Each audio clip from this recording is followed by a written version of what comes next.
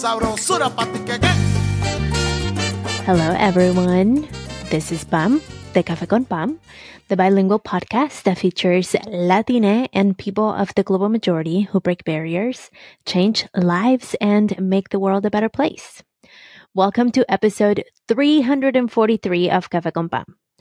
Today, we're diving into a topic I mentioned, but we don't necessarily talk about a lot, and we haven't here. Calladita Culture. This is an episode between just you and I. So get cozy, bring your coffee, and let's have a conversation. The question is Calladita Culture keeping you small? The invitation is to explore together and perhaps start a journey of self-exploration together. Primero que nada, let's understand Calladita Culture. Calladita Culture is deeply rooted, but not limited to, Latina heritage. It often expects women to be silent, to be modest, to be coy, to be quiet. It's about being unseen and unheard. And it's a standard many of us might have grown up with. Calladita Culture is the villain in our story. It's not our parents. It's not even our mean voice. People really isn't the villain in our story. The systems that were created because of ideas that people had is what the villain is in our story. In our world, Calladita Culture has played a big role in our lives by setting expectations in our day-to-day behavior. But what does this mean for us today? And this especially when we are navigating work and life as we grow up.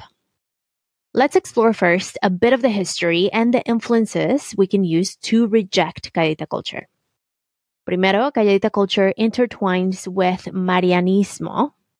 Marianismo glorifies women's virtue in the shadow of the Virgin Mary, often at the expense of a woman's voice.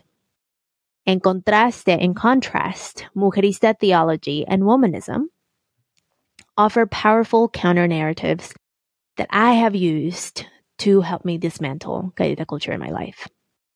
These two movements empower us to reclaim our voices, emphasizing liberation and resistance against traditional gender roles. Mujerista theology is a form of liberation theology that emerges from the experiences, struggles, and faith perspectives of Latina women, particularly in the United States. Mujerista theology was developed by Ada Maria Isasi Diaz and other Latina theologians. It emphasizes the importance of the cultural context, daily life, and struggles of Latinas as integral to theological reflection. Mujerista theology seeks to address the specific needs and injustices faced by Latina women, blending religious doctrine with issues of race, class, and gender. It advocates for social justice, community building, and the dignity of Latina women in the Christian faith. So it's very much Christian-based. However, the principles that Mujerista theology uses is something that I have used to help me dismantle Calladita Culture. On the other end, womanism is a social and political movement that centers on the experiences and concerns of Black women. It emerged as a response to the perceived inadequacies of feminism, particularly its focus on the experiences of white middle-class women. Womanism advocates for the well-being of the entire community, promoting racial and gender equality and equity. It encompasses a holistic approach to social change, integrating racial, gender, and class analysis. Womanism is often associated with the work of Alice Walker, who coined the term and described its principles in her writings.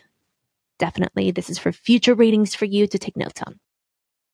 I use the influence of Mujerista theology and womanism as responses to the limitations imposed by Calladita Culture, because they offer frameworks for Latina and Black women to assert their identities, their rights, and voices in both religious and societal contexts. Because, let's face it, we are still very much driven by the influences of religion, whether you practice or not.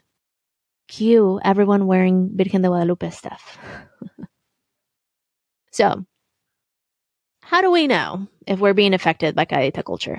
That's the question that you may all be having. Well, sometimes Calladita Culture might show up in really subtle ways, especially if after I shared about the influences I have, you may be like, well, I'm not religious or I don't identify with those. It's fine. You might still be affected by it. And if you are a man or a cis male, you might still be affected by it because you were raised by a woman. And if you are that person, you're like, I was not raised by a woman. The person, at some point, someone was raised by a woman who likely was affected by Calladita culture. So how are we affected? Well, typically it shows up in the moments when we hesitate to speak up, whether in the workplace or at home. It shows up by us downplaying our achievements or by constantly putting others first. By recognizing these patterns is a first step towards change. So having awareness, it's the first step. And I'm going to ask you only 3 questions. I don't want to keep this episode super long. It's actually going to be quite short, but I'm going to ask you 3 questions to see if you live with Calladita culture whispering in your ear. Question number 1. When you face a personal achievement, do you share openly and proudly? Yes or no? Question number 2. At work, when you have a new idea, do you present it confidently to your colleagues or your boss? Yes or no? And 3, when making decisions, do you trust your judgment and decide confidently? If you answered maybe, sometimes, or no to any of these questions, well, Calladita culture is still whispering in your ears, manis. Pero, however, we can always take action. So if you're like, okay, now what? I'm going to give you 3 action items you can do to get started with your own self-exploration journey. Numero 1, first, you want to give yourself permission to self-express. A really easy way to do this is by starting a journal. A journal is a place, a notebook. It doesn't have to be fancy. It could be a very simple notebook that you can get at the dollar store that only you will read. And this will give you that permission to speak your truth. Now, if you're like, I don't like writing, you could also, or I don't like analog things, all good. You could use your phone. You could use an electronic digital type of journal. And if you want to get a little bit more sophisticated, you could even use your voice memos. The point is for you to start practicing self-expression. If you're like, I'm not a words person, this is not my thing, then think about how could you self-express? Is it through drawing? Is it through music? Is it through movement? What is an activity that you can give yourself permission to take on that can allow you to self-express? And this is not something that anyone will see. It's just for you.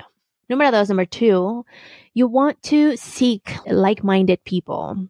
You want to look for community-like spaces. And this is, of course, where I'm going to invite you to groups like the Money's Pass, where you can share and grow with each other.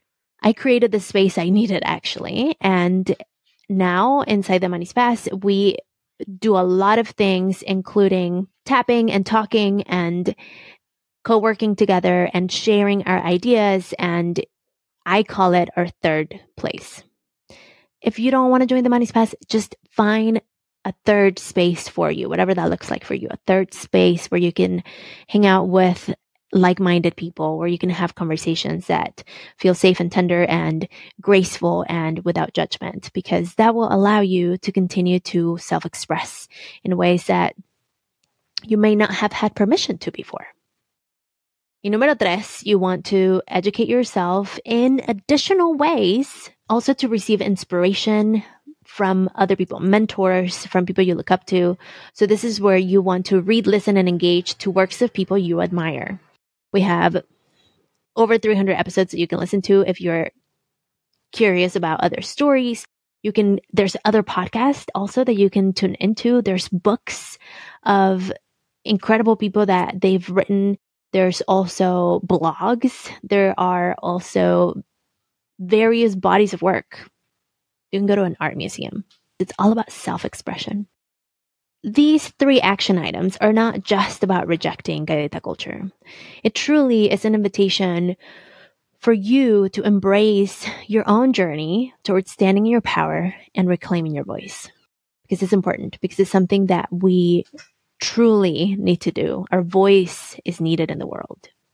I hope you take action. And I hope you take action today. Even if it's tiny, even if it's like, you know what, I wrote on my journal, use your notes app on your phone and just start writing whatever thoughts come to mind. Allow yourself to self-express in that way and see how that feels in your body, because your body is the compass. It's that radar. It's that alert system your amygdala is. But really through your body is how you can feel whether things feel good or not. That's it. That's the episode for today. I hope I leave you at least thinking a little bit. Let me know what your thoughts are. Thank you so much for joining. If this episode resonated with you, I really invite you to consider exploring the annual Manis Pass. And this is a place to be in conversation about using your voice, tap and talk about it like I shared. And all of this, we do it together. I show up every week. Every week we have conversations. We have Cafecito every Friday where we talk about our week and things that we may want to just discuss, because our daily practice is to continue to use our voice, because our stories are meant to be told. And the more we practice sharing our voice, showing up, being confident and standing in your power, the better world we create together. If you enjoyed this episode, make sure to follow Café con Pan podcast on Apple Podcasts, on Spotify, whatever you stream your podcast. Download the Latina Podcast Network app. You can also check us out on YouTube at Café con Pan. Do subscribe, hit the bell, do all the things that you need to do on YouTube. We are looking to really increase our reach on YouTube this year. So if you are there, por favor, vayan ahí y suscríbanse, aunque me escuchen en su podcast platform of choice. YouTube counts too. Y bueno, your reviews mean so much. If you're listening on the podcast, definitely drop stars, ratings, reviews. Helps a lot for those people newly discovering the show. If you are on YouTube and are watching this in a video format, drop a comment. Let me know what you think. Happy to answer any thoughts, comments, questions. I know people on YouTube are very expressive. And so if you have any thoughts, let me know. Let me know what you think. And happy to answer your thoughts, comments, questions. Let's connect on the socials at Café con Pan Podcast on Instagram and Facebook, at Café con Pan Pod on TikTok. Do check out the Manis Pass. Get unstuck, find clarity, and get things done. cafeconpam.com/Manis Pass. And listeners, thank you so much for being here today. Stay curious and always, always stay shining.